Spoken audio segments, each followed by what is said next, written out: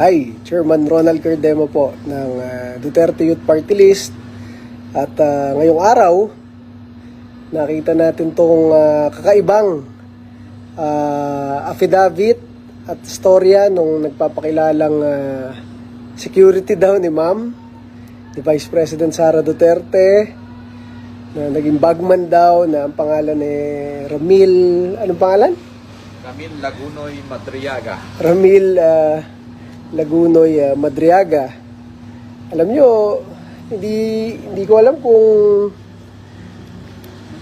matatawa ka o ma-high blood ka eh.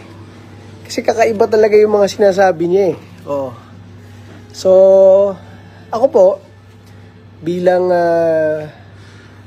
dating chairman ng National Youth Commission, bilang chairman ng Duterte Youth Party List, malapit po tayo sa Armed Forces of the Philippines. Dati po kasi tayo naging kadete ng PMA. Ayan. Diba? Yung pumalit po sa akin sa Duterte Youth Party List, ang ating Congressman-elect Berlin Lingwa. Ayan. Siya naman po nagkadete sa PNPA, Philippine National Police Academy. Kaya po ang activities ng Duterte Youth Party List, either sa PMA, Philippine Military Academy sa Baguio, or sa PNPA, sa Philippine National Police Academy sa Cavite. And most of our advocacies po is for our troops, for our policemen, soldiers, and government troops. Alam nyo naman po yan, tayo lang ang lumalaban sa mga makakaliwang grupo sa ating bansa. Alam nyo, matagal na tayong kasama ni Vice President Sara Duterte, almost 10 years na. Pero pag pumupunta ako sa Davao o sa opisina ni na Ma'am, kapag patungkol sa mga abogado, hindi ko kilala lahat yan. Pero kilala naman ako kasi naging USEC ako, di ba? USEC Cardema. Pag tungkol sa mga ibang politician, hindi ko rin kilala iba. Pero kilala naman nila tayo kasi naging USEC nga tayo, tapos nagkaroon pa tayong seat sa Kongreso, di ba? Pero aside from politicians and lawyers, kapag patungkol sa mga pulis at sundalo, lalo na sa mga nakadetail kay Vice President Sara Duterte o dating Mayor Sara Duterte, kilala tayo lahat niyan. Basta mga pulis, sundalo na nakadetail sa kanya. Mga PSG, mga VP PSG, kilala tayo niyan.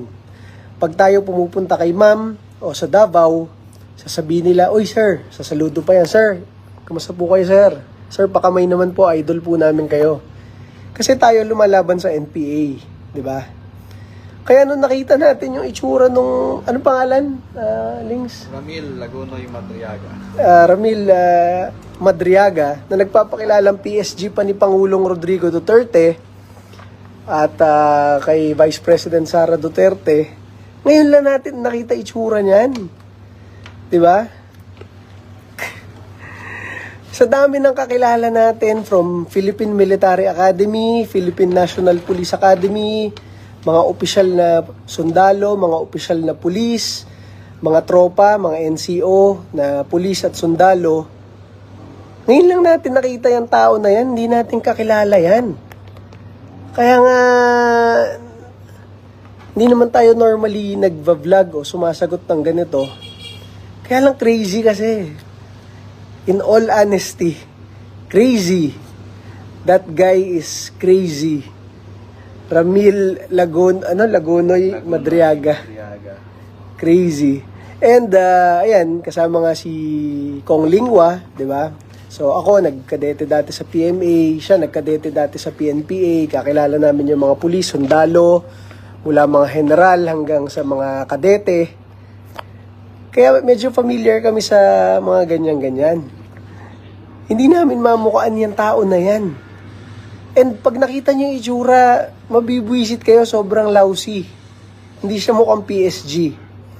Tapos, ang masabi ko sa inyo, para ma-realize natin, meron siyang ginawang affidavit. Madali naman gumawa ng affidavit. Kaya natin gumawa ng affidavit sa kahit saan at ipanotarize sa kahit anong kanto. O, unang-una, ano yung nakalagay sa affidavit niya, Kong Lings? Ayan o. Educational background. I am Ramil Madriaga, legal age, currently address in BJMP, Camp Bagong Diwa. Nakakulong siya. Alam nyo, nakakulong ka, meron ka siguradong kaso, di ba? Tapos, paano ka nakapagpasok ng abogado na nag-notarize nun? Ibig sabihin, kakuntsaba mo yung otoridad, di ba? Or ikaw yung pinressure ng otoridad. Ang hirap magpasok ng abogado sa kulungan, di ba? Para magpa-notarize. Ano yung unang statement niya? Educational background. Ano nakalagay? I took up the College of Law from 1991 to 1995 at San Sebastian College, Manila. Nilagay niya, unang-una, I took up the College of Law. Di mababatukan mo, bobo ba to? Anong I took up the College of Law? Di ba? I took up law at the College of Law. Anong I took up the College of Law? Parang dinala ko yung kolehiyo ng nag-aral daw siya sa College of Law ng San Sebastian noong 1991 to 1995. Ang gusto niya i-establish, schoolmate niya si Vice President Sara Duterte. Kaya sila magkakilala. Masabi ko po sa inyo, noong 1991 to 1995, grade school pa lang po si Vice President Sara Duterte, elementary student. Yun po ba? 1978 po pinanganak si ma'am. So, noong 1990, 12 years old lang po siya. Noong 1991, 13 years old lang po si Vice President Sara Duterte. Etong mama na to, pinagtatagpi-tagpi lang niya. Gusto niya i-establish na schoolmate niya si ma'am. Ano nakalagay? I graduated in 1995 and took the bar the same year but did not pass. Hindi ka talaga papasa. Sa unang English mo pa lang, I took up the College of Law. Kung hindi ka ba naman bobo? Talaga naman, ma-high blood ka dito sa tao nilagay niya, government service. From 1993 to 2021, ibig sabihin, estudyante pa siya, I work in the following government offices. Economic Intelligence and Investigation Bureau, 1993 to 1995. Ano yun? Hindi man yun lang niya nilagay kung bureau ng ano yun. Di ba?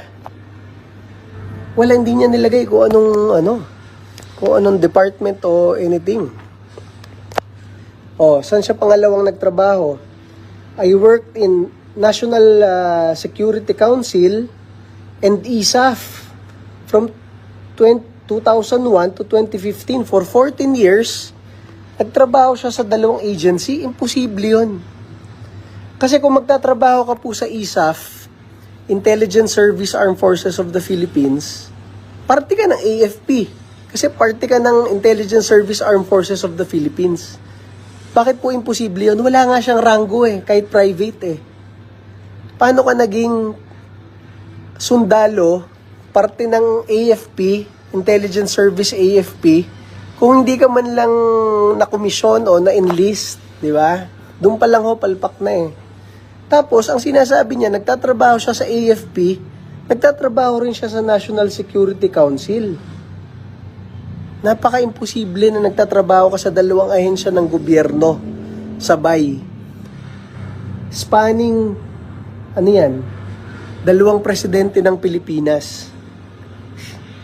Tapos, hindi ka man lang naging sundalo. Number 3. Again, I worked in the National Security Council, NSC. I work in the NBI.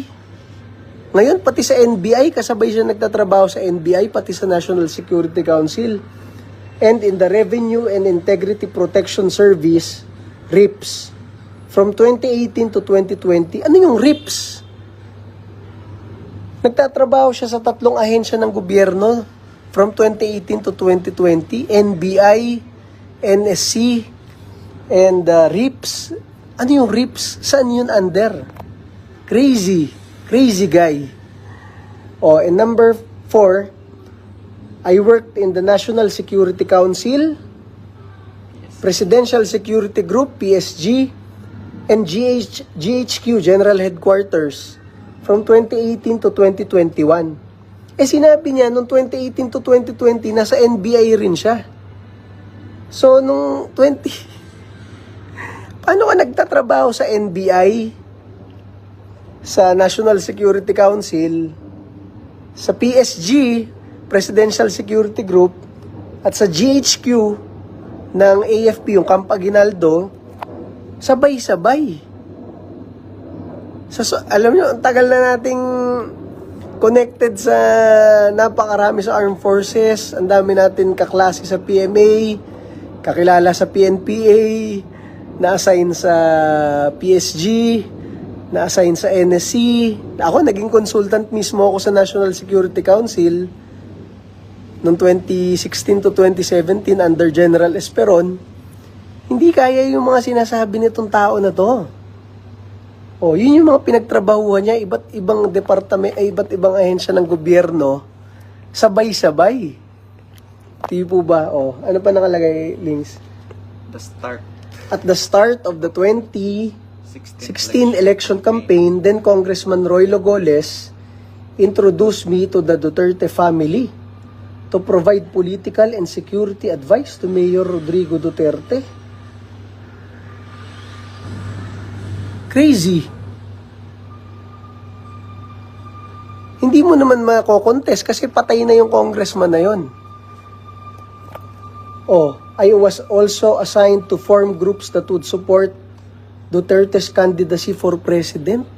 Siya yung inassign doon para tumulong sa pagkapangulo na Pangulong Duterte. Hindi ka man lang opisyal ng armed forces. Hindi ka man lang sarhento eh. Wala kang ranggo eh. Sino ka, di ba? Anong function mo? Ang dami mong binabanggit na ahensya na wala kang ranggo doon. Kakaiba eh. Crazy guy. When Duterte was elected president, he ordered me to serve as counterintelligence agent in the National Security Council. Pare, grabe naman yan. Sa dami ng general ng armed forces, under General Esperon, National Security Advisor, sa dami ng ahente ng NICA, National Intelligence Coordinating Agency, under General Monteagudo, galing PNP, sa dami ng tauhan ng gobyerno, ikaw ang, ano sabi niya pare? Ikaw ang pinili ni Pangulong Duterte para mag-counterintelligence agent para sa National Security Council. Crazy. Sige, next page nga, pare. Kakaiba, no? Unbelievable. Oh. During that time, I was instructed to provide intelligence information for President Duterte's Oplan double barrel. So, mula counterintelligence, ikaw na ngayon ang nagpo-provide sa Pangulo patungkol do sa Oplan double barrel. Na-bypass mo pa sina Chief PNP ba to? Sino ka? Wala kang ranggo. Sa AFP o sa PNP, hindi ka man lang private, hindi ka man lang corporal, hindi ka man lang sarhento. Sino ka? Para ikaw ang taga-brief sa presidente ng Pilipinas. Mula counterintelligence, papuntang Oplan double barrel, nagtrabaho ka kuno sa NBI, kasabay na nagtatrabaho ka sa ISAF, kasabay na nagtatrabaho ka sa GHQ, General Headquarters, kasabay na nagtatrabaho ka sa PSG, Presidential Security Group, kasabay na nagtatrabaho ka sa NSC. Sa tingin namin, kahit tanungin mo yung mga ahensyang yan, hindi ka kilala. Nagbabanggit ka lang na napakarami kasi baka meron kang kakilala dyan, kaibigan dyan, pumupunta-punta ka, dumidikit-dikit ka, nakikihingi ka ng mga sticker-sticker. Yan ang style ng iba dyan. Crazy guy, crazy. Oh. Sometime in 2018, I was formally assigned by President Duterte to work for the PSG in Malacanang to teach tactical driving and strategic transport courses. Walang ya. Nag-outsource yung Malacanang sa dami ng sundalo at pulis na nag-training habang buhay nila, buong buhay nila sa AFP at PNP, pinadala sa United Nations at sa iba't ibang senaryo sa buong mundo. Ikaw ang pinili ni Pangulong Duterte para turuan yung PSG kung paano mag-combat driving balings. Tactical driving. Tactical driving and strategic transport courses. Crazy. Nagsalita kanina si General Kabangbang, former PSG commander, and si General Nembra, former PSG commander. Hindi nila kilala tong tao na to. Paano mo talaga makikilala tong tao na to? He does not have a rank. Wala siyang rango kahit private. Paano ka naging parte ng PSG? Sometime in work with Mayor and Vice President Sara Duterte. I was also in 2018, it was also in 2018 that I was formally introduced by President Duterte to his daughter, Davao City Mayor Sara Duterte. I was likewise tasked to work for then Mayor Sara Duterte in intelligence gathering involving politics, law, and counterintelligence matters. Crazy claims. Pinakilala ka ng Pangulong Duterte sa anak niya kay Mayor Sara Duterte at hinire ka for intelligence gathering for politics. Sa dami ng political advisors na para kay Mayor Duterte at kay Mayor Sara Duterte at kay Pangulong Rodrigo Duterte na mga batikang politiko, ikaw ang pinag-a-advise nila for politics. Hindi ka nga naging politiko kahit kailan, kahit naging barangay captain. Yun ho ba? Paano ka maniniwala na yung presidente ng Pilipinas, 30 years na politiko, at yung kanyang anak wala pang talo bilang politiko, nag-uusap na ito ang magbibigay ng advice para sa politika? To give counterintelligence involving politics, law. Hindi ka nga abogado.